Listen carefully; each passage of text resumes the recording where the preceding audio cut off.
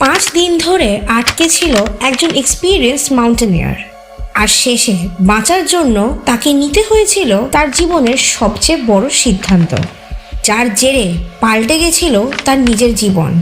এ কোনো মন গড়া গল্প নয়, এটা একটা রূঢ় বাস্তব, যার নায়ক অ্যারন রালস্টন, যিনি 127 ঘন্টা ধরে দুর্বিষহ যন্ত্রণা সহ্য করেও ঘুরে দাঁড়িয়েছিলেন। 2003 সালের এপ্রিল মাস, United States of America. Experience mountaineer Aaron Ralston ইউটার ব্লু জন ক্যানিয়নে ট্রেকিং করতে বেরিয়ে পড়েছিলেন একা। একদম প্লেজেন্ট ওয়েদার। হঠাৎই ওয়েদার চেঞ্জ হয়, আর অ্যারন রালস্টনের জীবনে নেমে আসে চরম বিপর্যয়।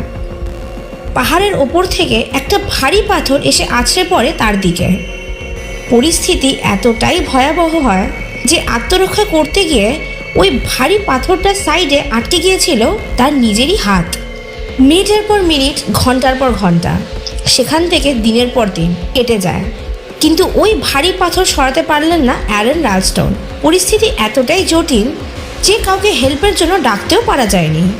মোবাইল নেটওয়ার্ক নেই, খাওয়ার জল অবধি নেই, আছে শুধু ভারী পাথরের নিচে চাপা পড়া হাতে অসহ্য যন্ত্রণা। অ্যারনের নিজেরও মনে হয় আর কোনো আশা নেই। কন্ডিশন এতটাই ক্রিটিক্যাল হয় যে জলের অভাবে নিজের ইউরিনও খেতে হয় তাকে।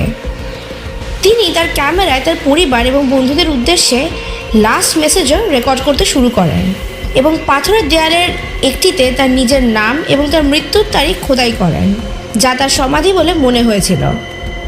সে ভেবেছিল যে সেই রাতটাই তার শেষ রাত হবে। এরপর সে ঘুমিয়ে পড়ে, কিন্তু ঘুম ভাঙার পর সে নিয়েছিল একটা দুঃসাহসিক সিদ্ধান্ত, যা বদলে দিয়েছিল তার পুরো জীবন। অ্যারন রালস্টনের সঙ্গে থাকা অস্ত্র দিয়ে সে নিজের চাপা পড়া হাতটাই ঘষে ঘষে কাটতে শুরু করে। তার দৃঢ় বিশ্বাস ছিল এটাই, যে বেঁচে থাকার জন্য তার কাছে ওইটাই ওয়ান লাস্ট চান্স। আর সব মিলিয়ে মোট 127 ঘন্টা এমন দুর্বিষহ যন্ত্রণা সহ্য করে অবশেষে মুক্ত হতে পেরেছিলেন অ্যারন রালস্টন।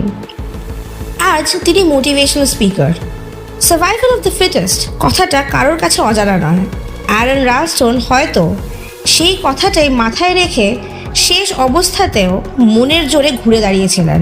তার এই সার্ভাইভাল স্টোরি মানুষকে শেখায়, sometimes survival demands everything and you have to decide life or comfort.